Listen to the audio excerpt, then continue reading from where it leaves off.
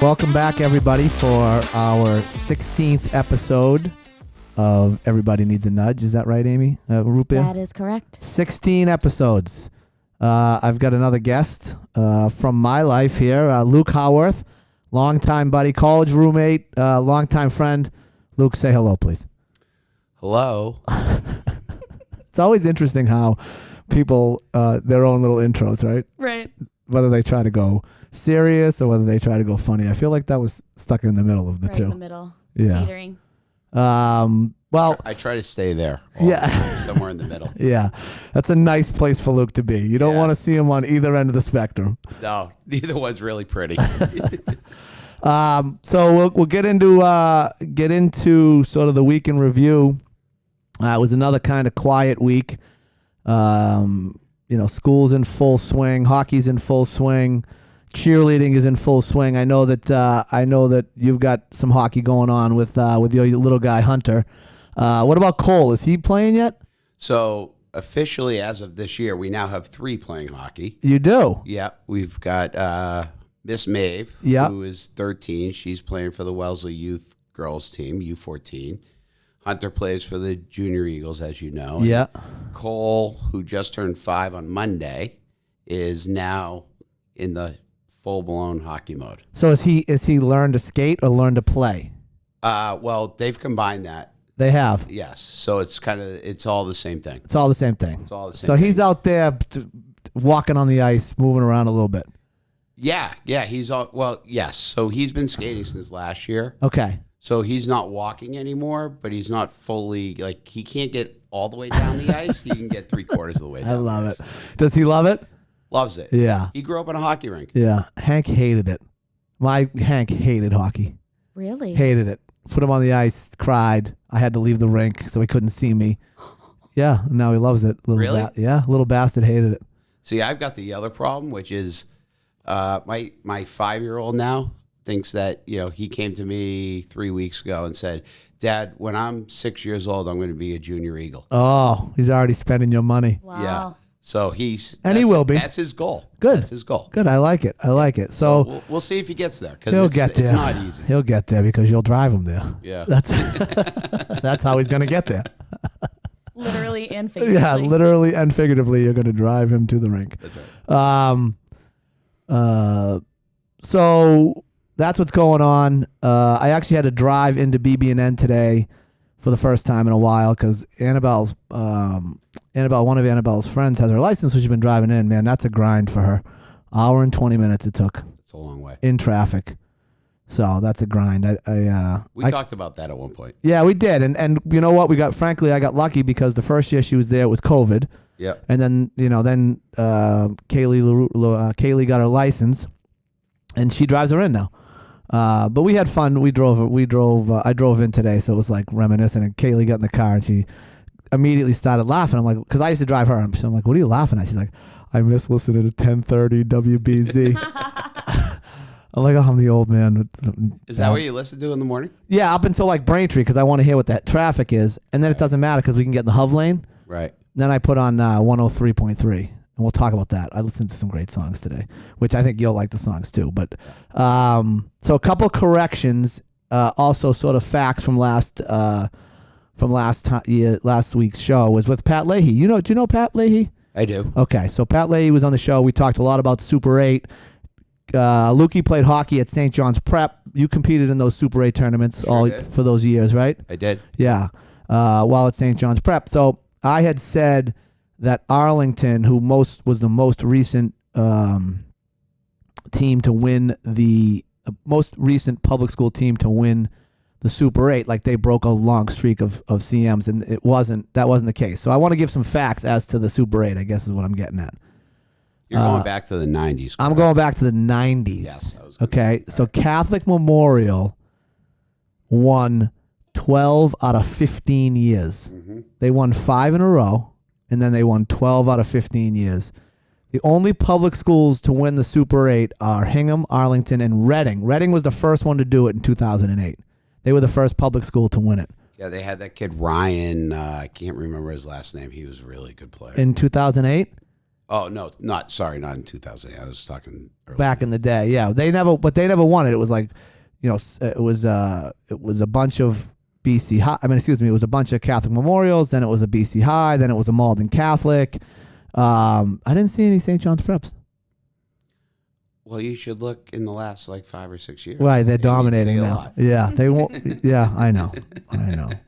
But so CM's got 13 of them. BC High's got 5. Malden Catholic's got 5. I wanted to make sure I corrected that. The Titanic. So we're clear. I think I had the Titanic going from New York to England. It's the other way around. It's the other way around. One of the greatest events in history, worst events in history, and I don't know which way it was going. So it was going from England. It was stopping in France. It was stopping in Queenstown, Ireland, and then it was on its way to New York City when tragedy struck. Right, because they were doing the Irish dancing downstairs. So right? what you just revealed is that your only knowledge of the Titanic is from the movie. You've done zero history study. Actually, can I tell you something that I saw recently? Dying to hear it. It's really bad. So they have, the inflatable jumpy houses Yeah. for kids. They have one of the Titanic, and it's just the back of the boat halfway down, and you slide down the side. Like in the movie, No, how sir. they slid down the banisters and didn't survive. To their death. Yes. Children sliding, You can get that now. laughing. Unbelievable. I'm sure there's a few people that wouldn't appreciate it. Yeah, I would have to say there's a few people that wouldn't appreciate that. So I'm not checking my phone. I have some notes on here just so I don't miss anything. So I think those were the only corrections that I had from last week's show. But on the ride in today, we talked a lot about like New York and Boston because I was going on those walks, which I haven't been doing. I've been slacking. But I was listening to 103.3. Do you listen to 103.3? No. Okay, No. so 103.3 is like there's no DJs, and they just play music. But they played back-to-back songs. They played what's the Jay-Z song? What's the famous Jay-Z New York song? Empire State of Mind. In New York, concrete jungle where dreams are made of. There we go. Right? You know that song? Great tune. Great song. Yep. Right? So I'm listening to that song driving in, and I'm like, man, this is just a great song about New York. And New York has so many great songs about the city. What is Boston? Doesn't have a lot of good Boston songs. Shipping up to Boston. That's a terrible song. Do you have a suggestion? It's ours. No, Dirty Water, right? Love that dirty water. Yeah, I would agree with you. I don't seem to know a single song that really resonates with me about Boston. Right, not like that song does. Or like New York, New York by Frank Sinatra. I mean, Sinatra sings that song, right? Well, because we don't have any epic artists coming from Boston. Well, they don't want to live here. True. You know, but I mean, Marky Mark, he's a rapper. I think he moved to New York, actually. So right after they play that song, they play Big Shot by Billy Joel. Ooh, You know that song? Yeah. So that song has a whole bunch of New York references in it too. Park Avenue, Elaine's on 2nd Avenue. But do you know what that song was about? I don't. Do you know what that song was about? No. That song was about Bianca Jagger, Mick Jagger's wife. Ooh. Or ex-wife at the time. Imagine that? Yeah, I didn't. You didn't know that, did you? No, no clue. And they mentioned this restaurant called Elaine's, and the woman died that ran Elaine's. Her name was Elaine. She died in 2011, and they closed the restaurant. They didn't even keep it alive. And they were asked, why'd they close the restaurant? They said, because there's no Elaine's without Elaine. Oh. Yeah. 1963 to 2010 or something. Then they just shut the doors. Just like that. They sold everything off in there. So I thought that was pretty interesting stuff from my morning ride. That's all from my morning ride. Amazing, right? Amazing. See, if you pay attention. You had a long one. Yeah, fair enough. But if you pay attention to what's going on around you, all this stuff's going on around you, and you can talk about it with people. Just be present. Just be present, right? That's the lesson for today, Lukey. Lukey's a big be present guy, though. He's good at that. Yeah, no. I try and just be present. Yeah. You strike me as a be present. When I need to be somewhere, I like to be there. Yeah. You know? Well, the other thing that you're good at, not to fast forward, but Luke's really good at staying in touch with people. It's like a talent that he has. That's so important. It really is. So if the lesson of the show, and we'll get into it a little bit, because I think it's been very important in your life, keeping in touch with people is something you're very good at. Would you agree? Yeah, I just think that I have a personality. I like to stay connected with the people that I appreciate and care about. And I've always made an effort to make sure that I'm in touch and talking with the people that I want to be around. Yeah. Right. And I think life is about being around people you want to be around.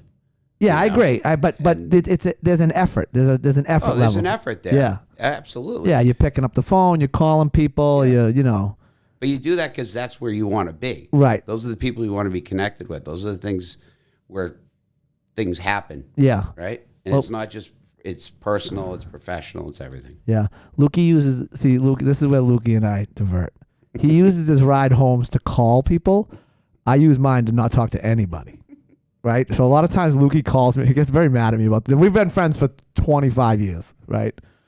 He calls me, at least. He calls me all the time. And I don't answer because I'm driving home and he's driving home. And I actually get mad at him. I'm like, why is he calling me right now? And he's just calling to talk and like be a friend. But in my mind, he's bothering me because I just want to be left alone on my ride home. So you want to listen to 103.3. I need material for my podcast. Lukey's bothering me during my podcast preparation time. Right. So one thing that struck me that I picked up on, and I'll get your opinion on this too, Luke, was we talked to Patty Leahy. Patty Leahy's in the Hall of Fame 3 times at BC High, individually, 94 team, 96 team.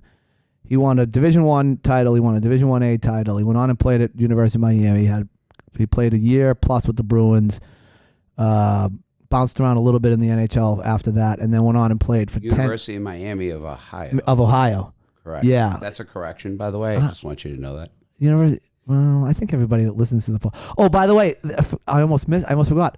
We can now say our hundreds of listeners. Ooh. Yeah, that's why I asked those questions. I used to say but the tens University of Miami does not have a hockey team. They do not. They have a club team, but you're right. It's the University of Miami in Oxford, Ohio, is where he went. Point being, he then goes on and has a wonderful career. And I said, "Did you get elected into your college Hall of Fame?" And he said, "No, you got to win. You got to win to get into the Hall of Fame." So I'd like to, you're a sports guy. Do you have to win to get into to Hall of Fame? I mean, what's the true mark of a champion? I guess is the question. Well, that's a loaded question. I would say that as it relates to high school and college sports, I don't think you need to win to be in the Hall of Fame. The Hall of Fame. I think it matters what your numbers were personally and what you did on the field, on the rink, and what you did off. Mm-hmm. Right? I mean, it's got to be a combined thing. Yep. And that's more important than, winning a championship sometimes. Okay. And so you don't have to win. There's a little bit of the Dan Marino type attitude. Yeah. I mean. But can you be considered the best if you don't win?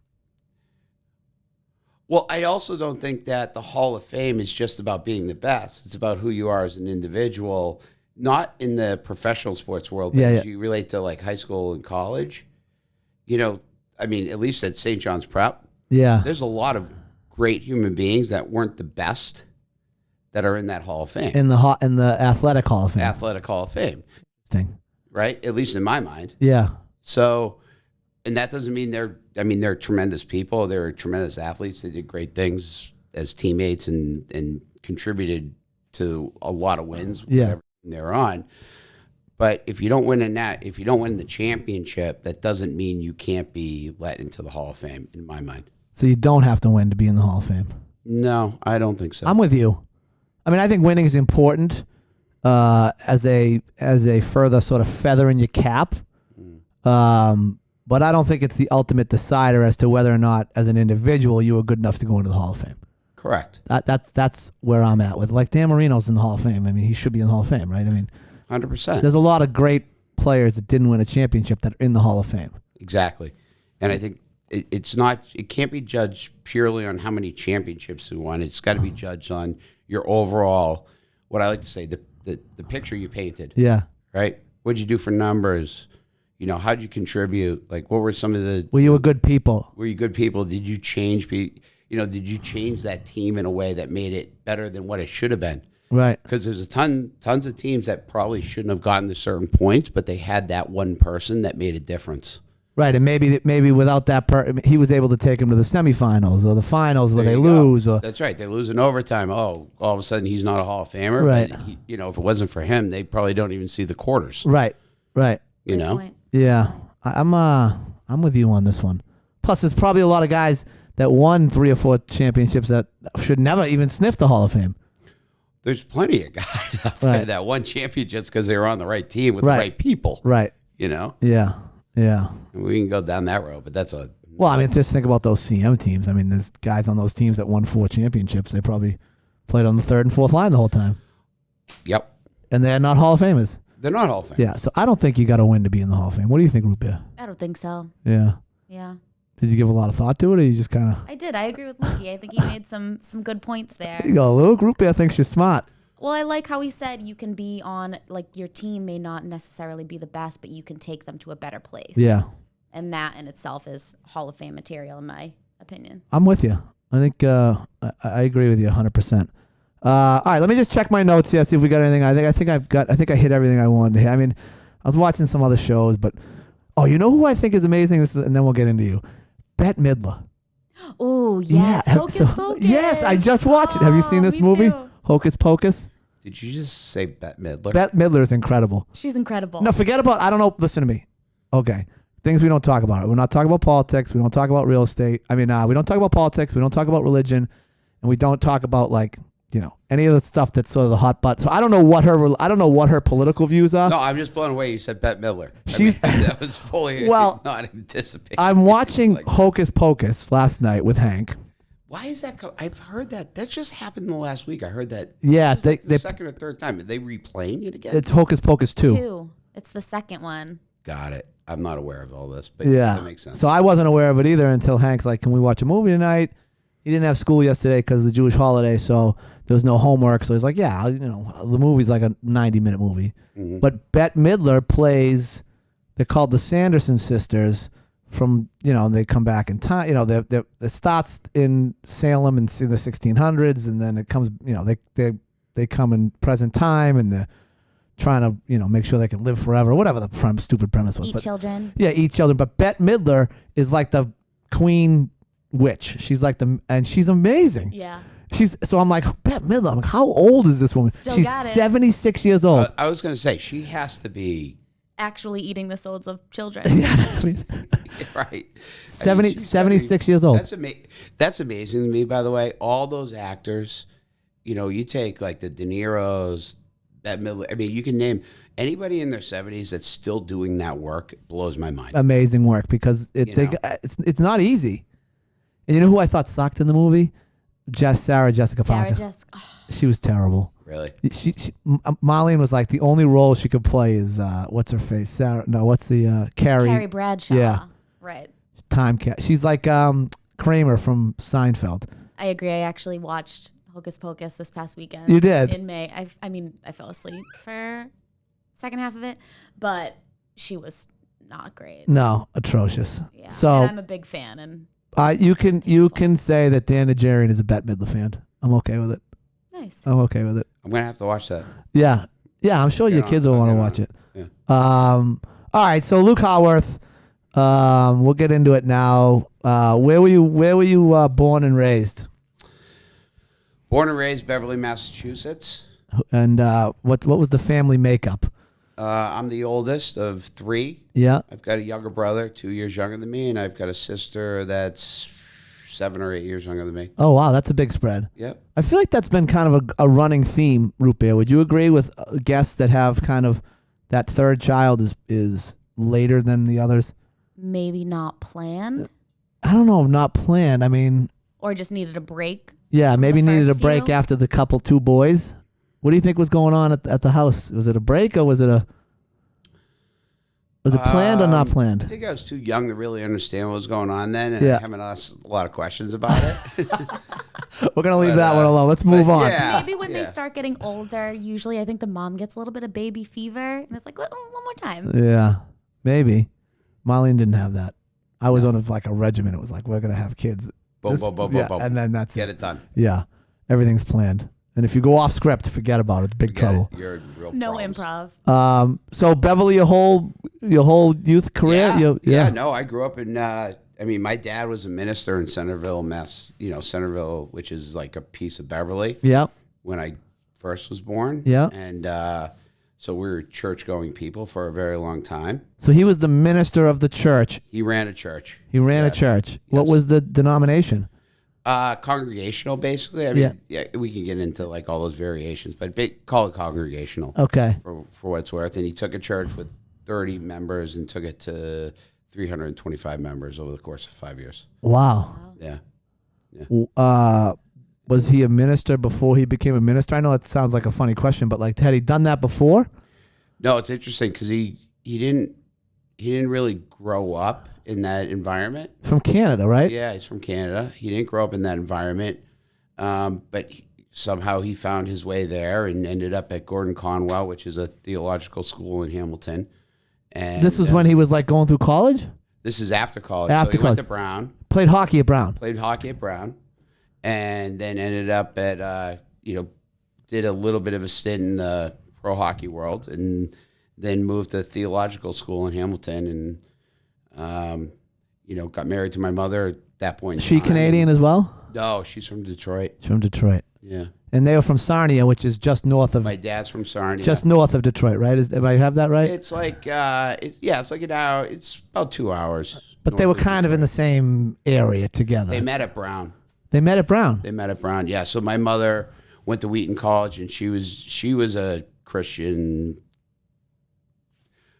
Bible faring person. Okay. And Bible beater, I think they call those people. Yeah. Just trying to be a little nicer than I that. know. But Is yeah, that not a so- nice thing to say? You can't say Bible beater? I've never heard that. You've never heard that Oh, saying? No. Yeah. Oh. Anyways, so she Moving was- on. That's Lukey's moving on. Anyways. She was a God-fearing individual, Okay. and was on some sort of trip there and met my dad at Brown, and they met and ended up. But Brown doesn't have any religious denomination, does it? Well- it's a secular school, right? It's a secular school to a certain. I mean, it's a very liberal place, so they Yeah. allow a lot of things to happen there, Yeah. right? Yeah. So I think part of it was there was some sort of missionary thing going on Got it. in Brown University, and my mother was there for a couple months or whatever, and met my dad. As part of Wheaton College or as part of No, I think it was part of Wheaton College. Got it. Okay. So you grow up as the minister's son, but how long? He only does that for 5 years. He did it. No, it was more like 8, Okay. 9 years he did it. I think I was, might have been more than 8 or 9.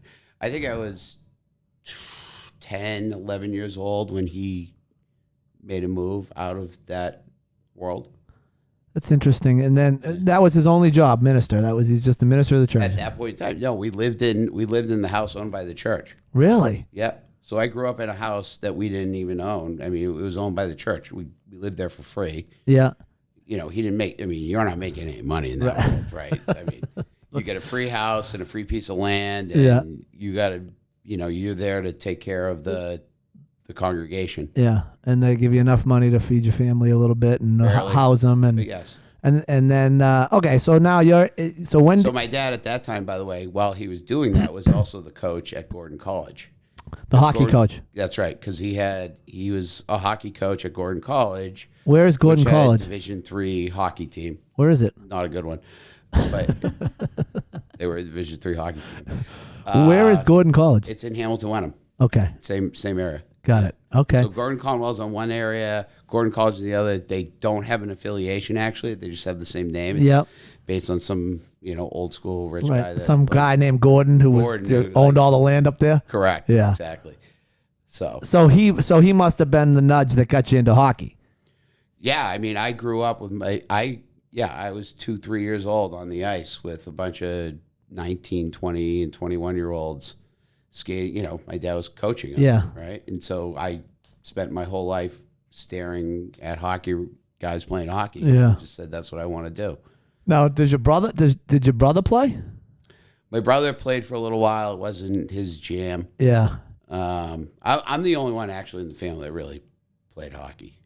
Well, at the time, I mean, so your sister's 7 years younger than you. There wasn't really a lot of girls hockey back then anyway. There was, yeah. So that wasn't really even an option. Yeah. No. Which is crazy right now because of the proliferation of girls hockey. It's one of and the fastest growing sports in the country. It is. And there was a big article about that recently. But Yep.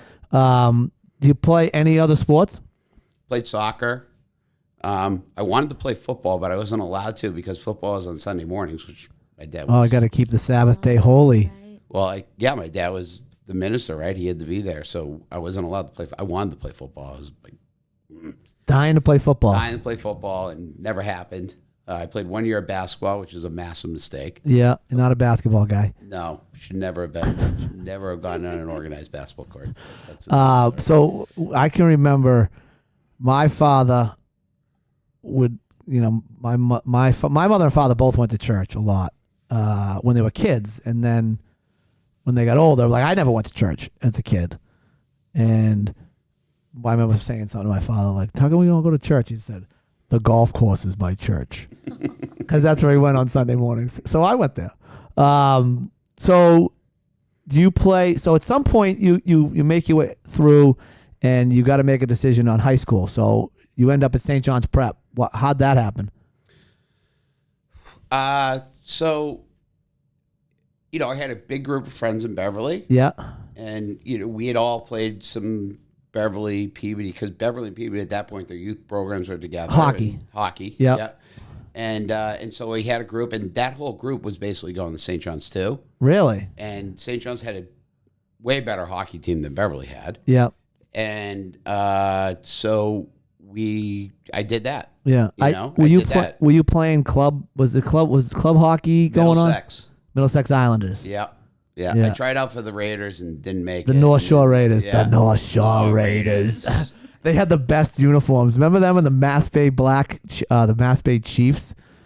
The kid Hansen was on those Raiders teams, right? Yeah. He coaches at St. John's Prep now, right? Yeah, Chris Hansen. He's a little younger than you though, right? He's a year younger than me. Yeah. So he's a 75, or was he 70? No, he's a 76. Yeah. So he was my age. Yeah. So the guy, he's not a kid anymore. He's my age. He was like the best, and he was on the North Shore Raiders, and you were like, oh God, the North Shore Raiders. He was a very good hockey. Yeah, he was really good. He was. So you don't make that team? I didn't make the Raiders team. No. Really? I showed up there.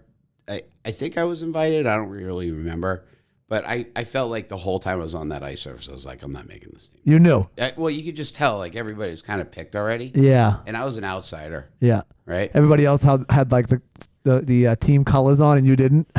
Basically. Yeah. No, that's like legit. Like, that's what happened. And, but I already had opportunities to play with the Islanders. The Mass Bay Chiefs was another one. Yeah.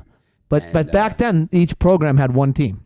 Correct. At that age level. That's right. Now there's 3 teams. So you can go to tryouts, and there's 70 kids at tryouts, and 45 of them get placed. And but it's interesting you didn't make the team. I mean, you ended up having a nice high school career and a nice college career. How old were you? I had a really good career with the Middlesex Islanders. I had a lot of fun with doing that. Yeah.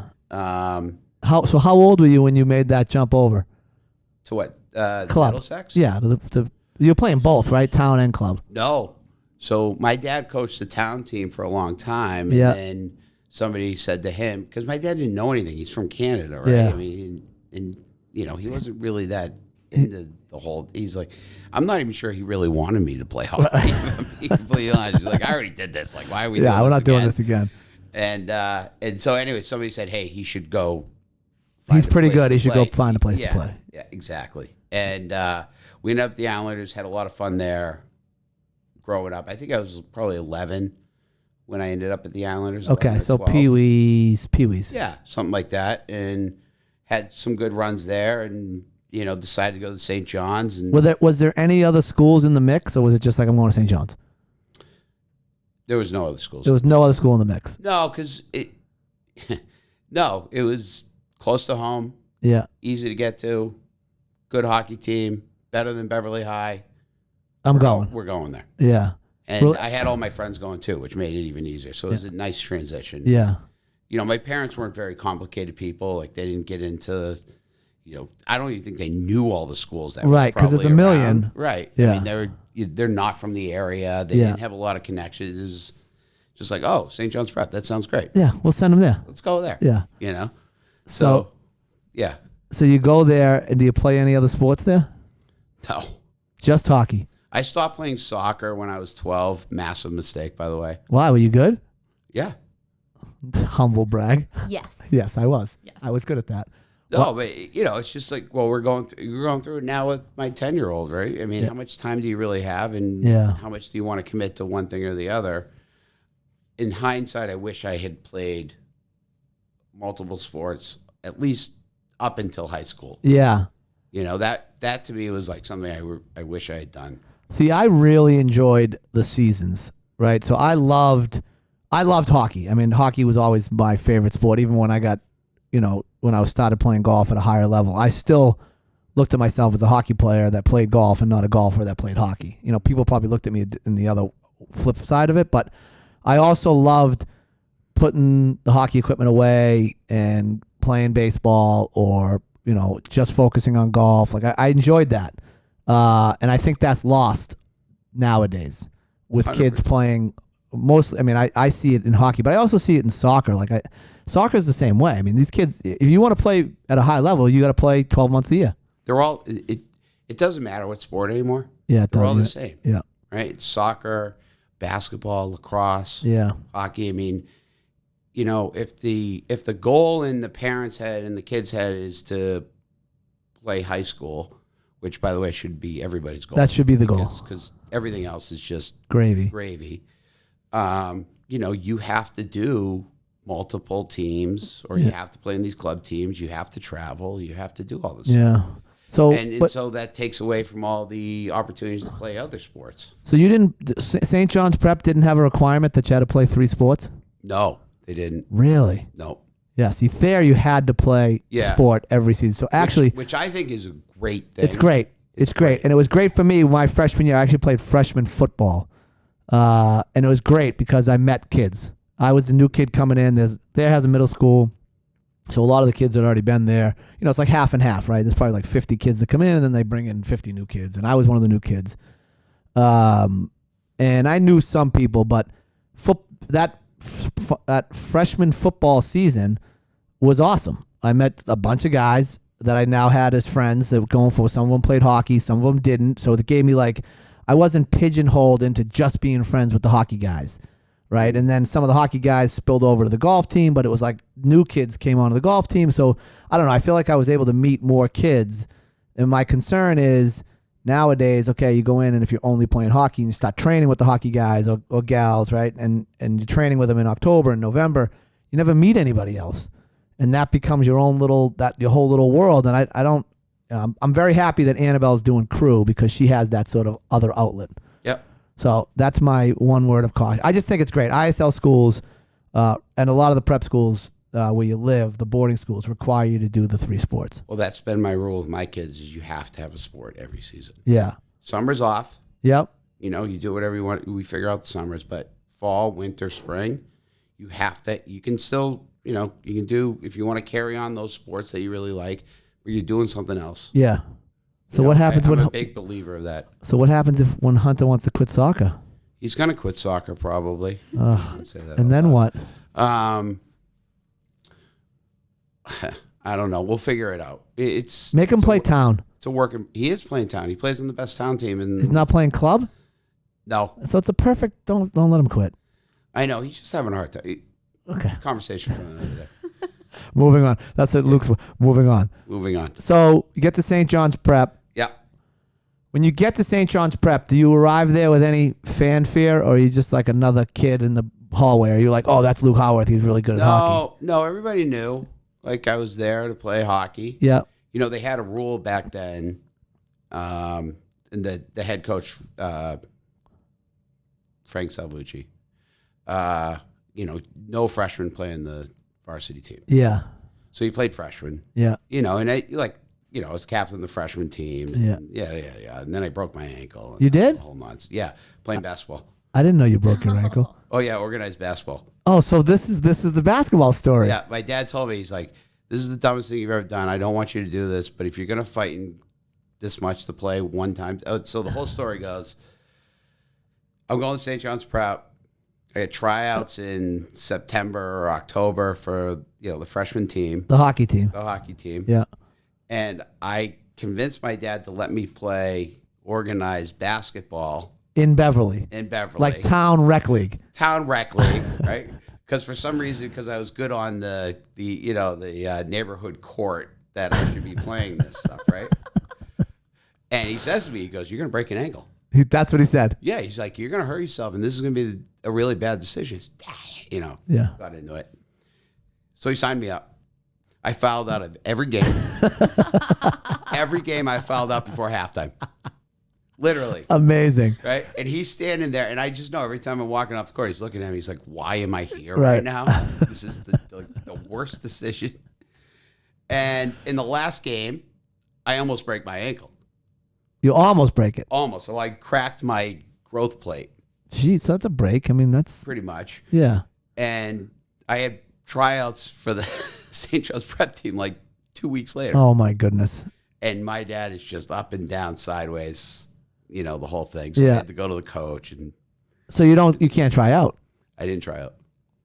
No. And I now did not do tryouts. there's kids that don't make that team, right? Yeah. Well, back then, let's say you're keeping 18 kids Yeah. maybe for the freshman team. Yeah. There's probably 28 kids that tried out. Yeah. So there's 10 kids that are going home, Yeah. and here you are, you can't even try out. Right. So the coach let you come back to the team. Yep. Yeah. So that means you were on their radar. Yeah. I think I was. Yeah. I think I was. So freshman, do you play as a sophomore? Are you allowed to play as a sophomore? So I actually got the dress on the varsity team for the playoffs, for the Super 8. Really? See, that's the second. As See, a freshman. see what I had. I surround myself with tremendous athletes.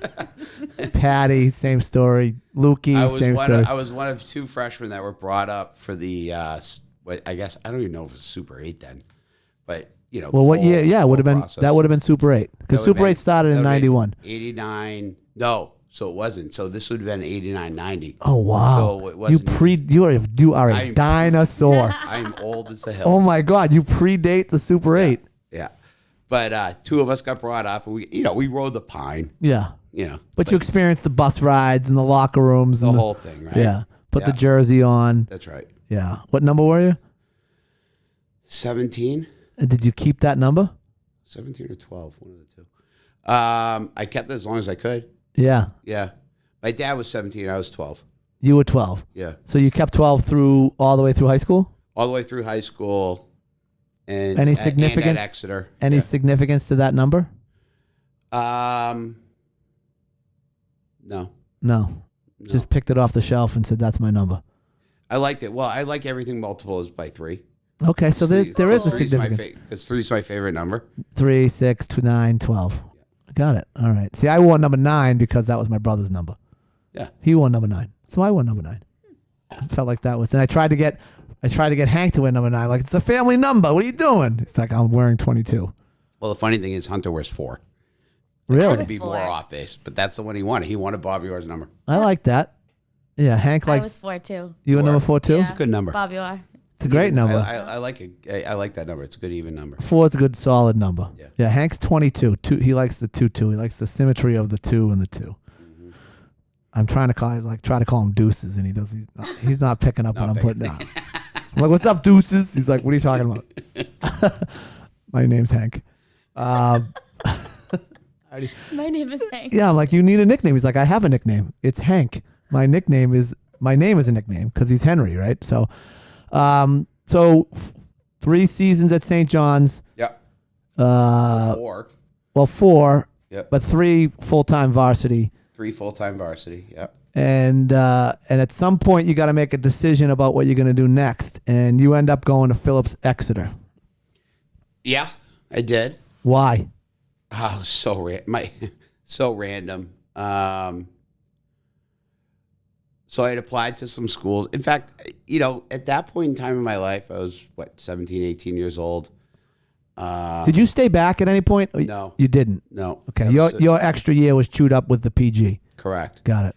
I still have a year of eligibility left for any of you high school coaches out there looking for a player. I got one more year left. Yeah, so I applied to like UVM.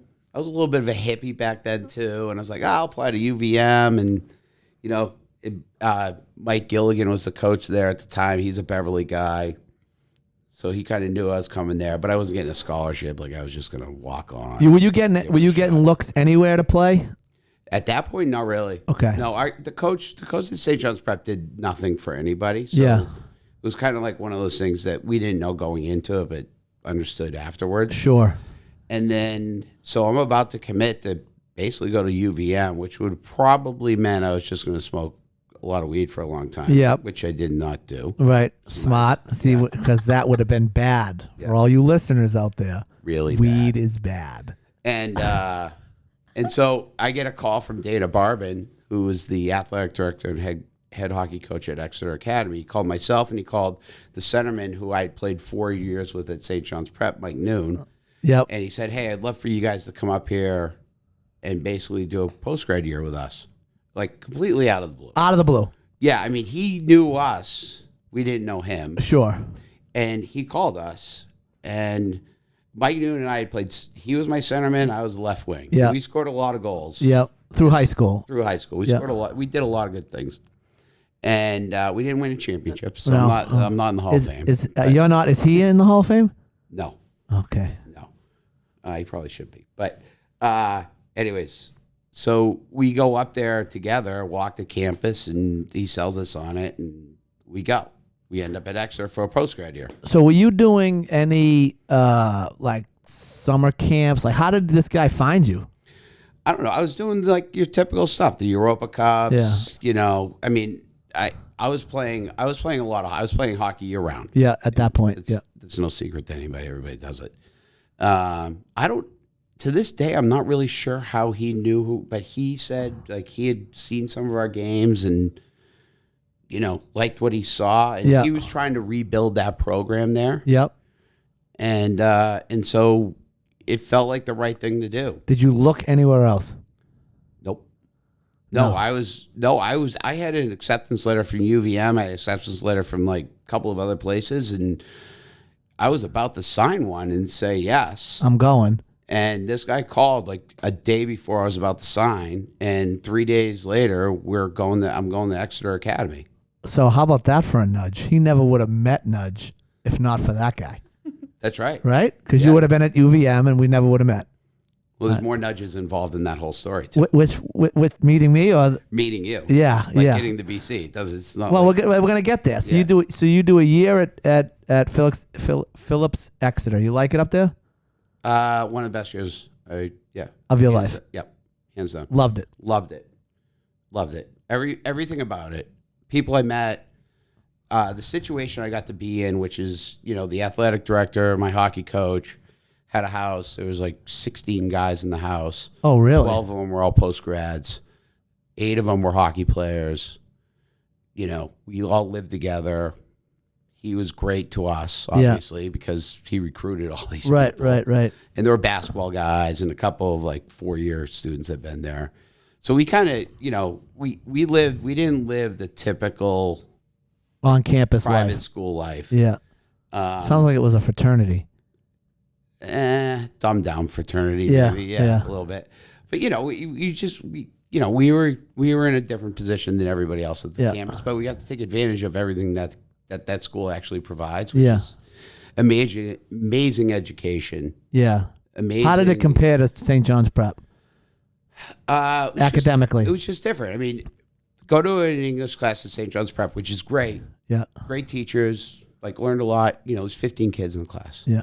Exeter has this round table. Which Yeah. I'm not going to remember the name of it. I know there's a name for it, but it'll be on corrections next. But, It's called the there's like 8 people. staring at each other. There's 8 kids Yeah. at that table. Yeah. And the teacher. Yeah. Like, you don't hide. You can't. There is no hiding. Yeah. Right? So if you didn't read the book, You were screwed. you're totally host. Okay? it took me about a week and a half to figure that Yeah, out. you got to do the reading. Right. I was like, oh, yeah. And you sit down at the table and you're sitting 3 chairs down from the teacher and he's looking at everybody. Yeah. And you have nowhere to hide. Like, Yeah. if you didn't do what you were supposed to do, you don't want to be exposed like No. that. That looks really bad. No, right? so I'll tell you. So I learned a lot from that. Yeah, whole what's it experience. called? There's I forget what the name of that teaching method is. Something. But they had it at Thayer. Annabelle's doing it now at BB&N. They had it at law school. It's phenomenal. It's phenomenal, and it puts you. It just puts you in a position where you don't want to be that person. That's right. That's right. And so you put the time in. Yep. And you learn from that. Yep. Yep. Right? And it makes you a better worker. It makes you more focused. You learn more. You're able to present your thoughts. Yeah. It was phenomenal for me that year. Yeah. It's Mike Motto had a great line. We were talking about how Thayer. He was like, when I went to Thayer, all of a sudden it was cool to be smart. I would presume Phillips Exeter is very similar. Correct. It's cool to know your stuff and be smart and read the books and talk in class. Correct. Yeah. That's right. And I think at St. John's, not that, listen, I love the place and it did a lot for me. Yeah, it's got a big part in your life. That's a big part of my life. And it's a great school, great education, great whole thing. It's a beautiful place. But, you could sneak around there a little more. Yeah. You could hide a little bit. You could hide a little more. Yeah. Yeah. And that's okay. Like, at some point, everybody's going to make their own decision on what they want to be anyways. Yeah. Like, do you want to be smart? Like, do you want to do this stuff or do you not, So you go through your year at Phillips Exeter, and then you got to make a decision on college, and you end up at Boston College. So how does that happen? Oh, that's a whole nother. It's like every step of the way. That's the whole point of the show. All the nudges that led you through your life. So, I was looking at Bowdoin, Colby, Middlebury, and they wanted me to go play there. Yeah. And all great schools. Yeah, and I just kind of felt like Bowdoin was the right place for me. So and there was a point in time in that January area where they were kind of like, well, his grades aren't perfect, so he's got to make a decision because I've got other kids, whatever. This whole nonsense of Yeah. the balancing. Yep. And Coach Barbin, who was the coach at Exeter, was like, we got to make a decision. I said, well, if I have to, like, I'd probably pick Bowdoin out of all of them. Yep. And so that goes down. And then like 2.5 weeks later, Terry Mahar calls Coach Barbin and is like, I can't get him in. Oh, really? And now I'm already off everybody else's list. Because you committed to Bowdoin, so to speak. So I kind of had I was a man without a country at that point. This is the spring of your senior year? This is, it's somewhere between like the end of hockey season and the beginning of spring. Yeah. And fortunately for me at that point in time, Coach Milbury had just become the BC hockey coach. For a cup of coffee. Very, very small cup of coffee. But his son was going to go to Exeter. Okay. And he had been to a bunch of our games with his son and so on and so forth. So he see me play. And Coach Barbin called Coach Milbury and said, hey, listen, I've got a kid, like, he's getting totally screwed. You know who he is. You've seen him play. He goes, send him in. He goes, I'm happy to take. I can't give him any money because this whole place is screwed up at the moment. But right. I'm happy to talk to him and his dad. And, I've seen him play enough to know that I'd give him a shot to walk on. And so my dad and I drove down in basically a blizzard on a Sunday morning. Down to BC. And met with Mike. And Mike's like, listen, here's the deal. I can't give you any money. But if you want to walk on here, I'll do my best to make sure you get into the school. Okay. And that took about 24 hours to say yes. Probably could have said yes when I walked out the door. You knew at that point you knew. Yeah. And I could have gone, like there were other places I could have gone. Yeah. But I didn't want to. Yeah. And so next thing you know, I'm there. Wow. And then I'm walking in and I literally get my acceptance letter. And I think a month later, Milbury quits. Right. And That's right. Yorkie gets hired, and I'm like, what do I do now? Like, I've got an acceptance letter. I'm going to the school. Right. I'm going here. Right. And so, anyways, I started to get some stuff from the BC hockey team about the summer workouts, and then Yorkie had his press conference, which I went to, which I felt super uncomfortable about, Right. because I didn't know anybody there, basically. So he had his I'm the new coach. Yeah, and like, guys I know now really well, like, Tommy Ash was there, like guys I really know. Yeah. But I didn't know them then. Right. And they're there. Like, Yeah. They're on the team. they're on the team. Yeah. And I'm like, I'm not even sure like where You're I'm not even sure you should be walking into this sure I'm thing. supposed to be- Never mind right. walking onto the team. You don't Right. even. You're like, where do I stand? What do I do with my hands? So, anyways, I signed up for the summer program, worked out that whole summer, tried out, made the team. So you make the team as a walk-on. Correct. That's great. Yeah. And so freshman year, so I mean, think about it though. You could have been at UVM, you could have been at Bowdoin, you could have been at Middlebury. All these little nudges led them to BC. Yeah, I mean, my story's pretty wild if you think. Yeah, about it is. I mean, it's everywhere I thought I was going to be, I never ended up being. right. And then I ended up at a better place. You ended up at the best place for you. Every single time, I've always ended up at a better place. So that goes back to my old theory. Everything happens for a reason. Everything happens for a reason. I'm a true believer in that. Same. Yeah, that's a big 100%. thing. Everything happens for a reason. All those little things happened for you to arrive at Boston College. Yeah. And then, so you make it as a freshman. Do you play it all? Not really. No? I think I saw, I saw one shift. I saw like a couple shifts, but that was about it. How many games did you dress for? 2. 2 games, couple shifts. Yeah. That's freshman year. Now we go to sophomore year. Do you play sophomore year? No, I don't play sophomore year. I guess I played like, I don't know. I might have dressed once or twice. Yeah. But it was only because of injuries or Sure. whatever. I mean, yeah. So, and then at that point in time, well, there came a decision, right? Yeah. I mean, I got guys like great guys, people I love, Marty Reisner, Brian G. Like, Really good hockey I got players. like, yeah, it's like I'm not beating that guy. Right. You know what I mean? Yeah. Like I'm not like this is where I'm at in life. Yeah. For whatever it is, decisions I've made and who I am as a person. Like I'm not going to be that guy. Right. That's not me. That's not me. That's him over there. That's right. Yeah. And so it was kind of like Another great nudge. Like that's a nudge, right? They gave you that little nudge to say, that's not where I'm going to go. Yeah, and at the same time, I'm missing out on stuff that everybody else gets to do. The Christmas breaks and the spring breaks and all that kind of stuff. And York and I sat down, and he said, "Listen, we'll have you try out next year if you want to try out." But and I said, "You know what? It was a mutual thing. It was kind of like it was a good thing for us to. It was good for me. I felt a release from it, quite frankly. I mean, I loved being on that team. I loved those guys. It was pretty cool to be there. I mean, there's BC there's hockey has obviously a little nostalgia to being like part of a BC hockey team. Yeah, it's got a. But it's 8 to 10 hours a day. It takes you away from a lot of like the other things everybody else is doing at school. You're not engaged as much as like what a regular student's doing. Yeah, and they own you. In some ways, it was a relief. In some ways, I was sad about it. But net, I would never go back and do it any other way. Yeah, because they own you, right? I mean, for all intents and purposes, Division I athlete, they own you on the hockey side. Well, I mean, yeah.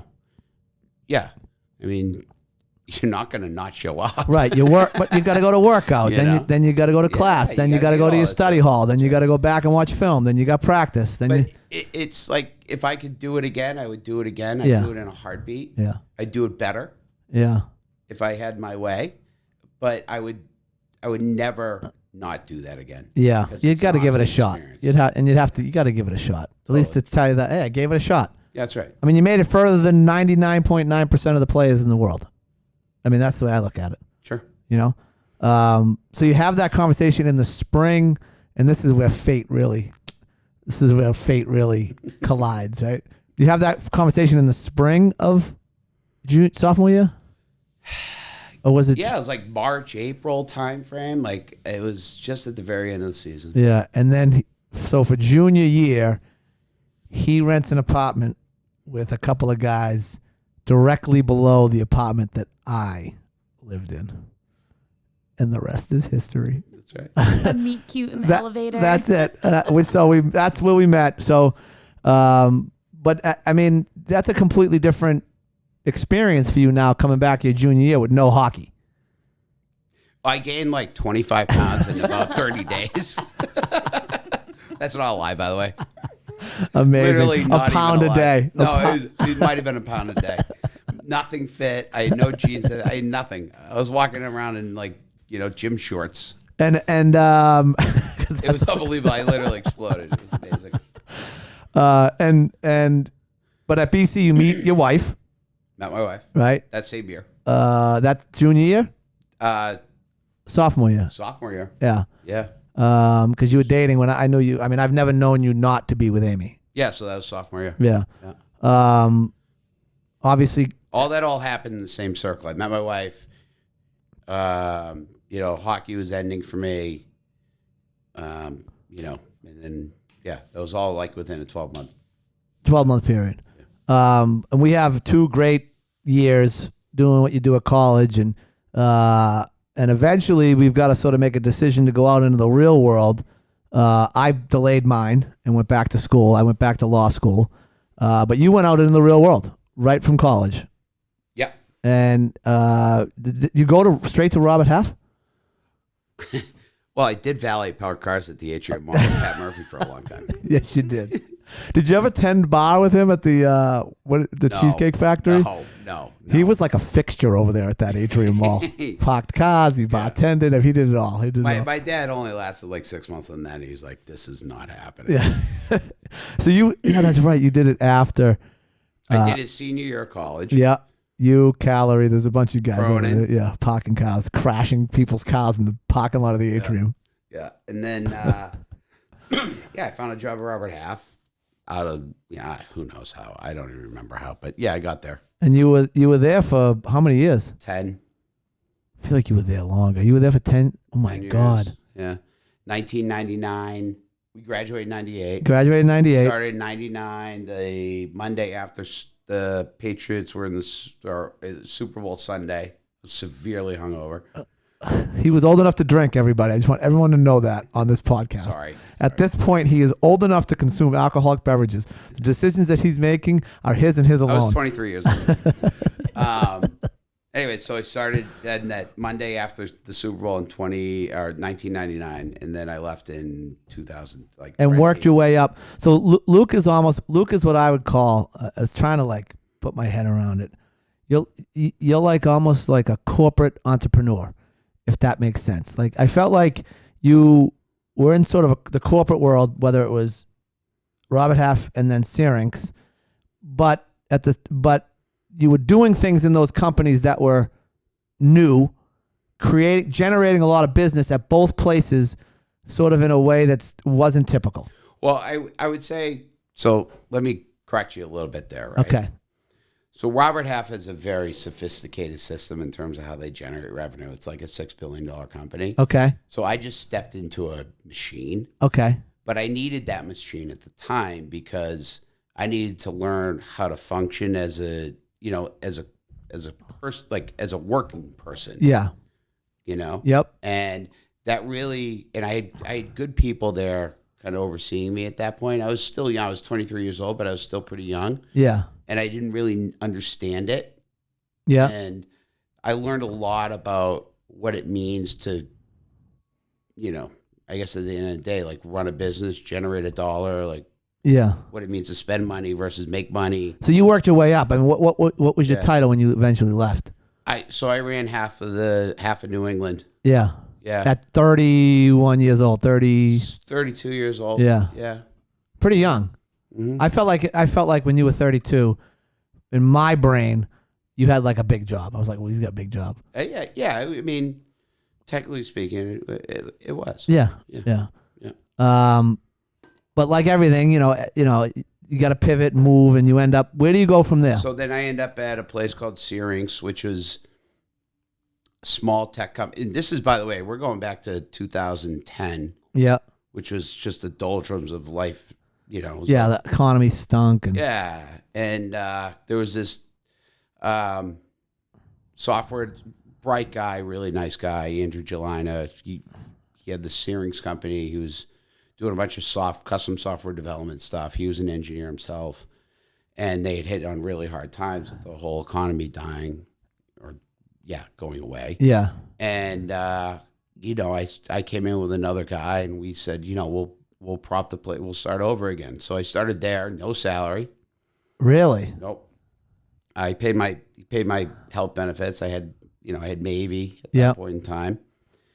And, we rebuilt that whole business. We took it from like $3 million in revenue to $20 million in revenue. Really? In 5 years-ish, somewhere in there. So that brings you, it's going pretty good over there. It was going. I was doing, we had a good deal. Yeah. Yeah, we had a good deal. He was great. He was great. He just wanted to, it was a good thing. Yeah. Yeah. So when do you leave there? 17-ish. 2017. Now you're having kids all the way along here. Oh, yeah. Moved to Wellesley. Cranking them out. Moved to Wellesley. Offices need them. Great life. And then, then I decided, you know what? I don't want to do that anymore. So what's the nudge that leads you to not wanting to do that anymore? So, there's a lot of nudges there. Yeah. I guess. It stopped being the right place for me. Now I had hired everybody that was there. We were doing well. Yeah. Good people there. I think at the end of the day, you're going to run into things unless you own your own business. Yep. Like you are the final say. Yeah. There's going to be things that people are, you're not going to agree upon with at some point in time. Yep. Or if you do, that's great. But if you don't, and you kind of want to be your own person, Which is what you want to be. which is what I want to be or what I wanted to be, Yeah. that became a challenge, Okay. I guess. And I'm saying that in the nicest way. Yeah. It's just like in life, everybody's going to go through this in life. Like you're going to run into situations where you're not going to like the guy above you saying something that you don't agree with or like, or think it's the right thing to do or think whatever. Yeah. Right? And, at some point I was just like, you know what, I'll just do this on my own. And I had opportunities to do other things. And so I left. Yeah, that's Or I walked. I shouldn't say I left because I'm still there. I still have an office. yeah, it's a weird sort of setup. You still got an office over there. Well, we have a good relationship. Yeah, which right? is awesome. Which again, which goes back to what I said earlier about your ability and the effort you put in to stay connected with people and not burn bridges. Like that's to be able to say, hey, I'm not going to work here anymore, but I still need some office space and we're still going to be friends. That says a lot about how you handled the situation. Well, yeah, and don't forget, I hired and trained the guy who runs the business now. Yeah, Colin. Which, by the way, just sold. Just sold like a couple weeks ago. Nice. Colin, right? Yeah. Former investor with crowd lending. Correct. I think I can say that. Might be back. Yes. Come on back, Colin. We want you back, baby. I'll give you some Bruins tickets. He was a big Bruins. He likes to get the Bruins. He loves the Bruins. Loves the Bruins. His dad drives up from Falmouth like I 20 might times a year. have to just reach out. We might have to just reach out and give him some Bruins tickets He's the best. He's great. Now that he's flush. Yeah, he's full flush. So anyway, so then I did a bunch of entrepreneurial stuff, right? I raised some money for some small ventures that I tried with some business partners, and some of them have gone well, some of them have gone so-so, and some of them haven't done anything. Yeah. And now, I always say to people or tell people, like they ask about my career path, and I figured out in 2009 when I went out on my own that I was a bad employee. Like I kept blaming the employer, like, oh, this guy's a jerk, this person stinks, and then I was like, wait a minute, it's me. I'm a bad employee. I don't want anybody telling me what to do, and I struggle with it now. Chris and I have been partners for 7 years, almost 8 years now, and I still struggle with it to this day. If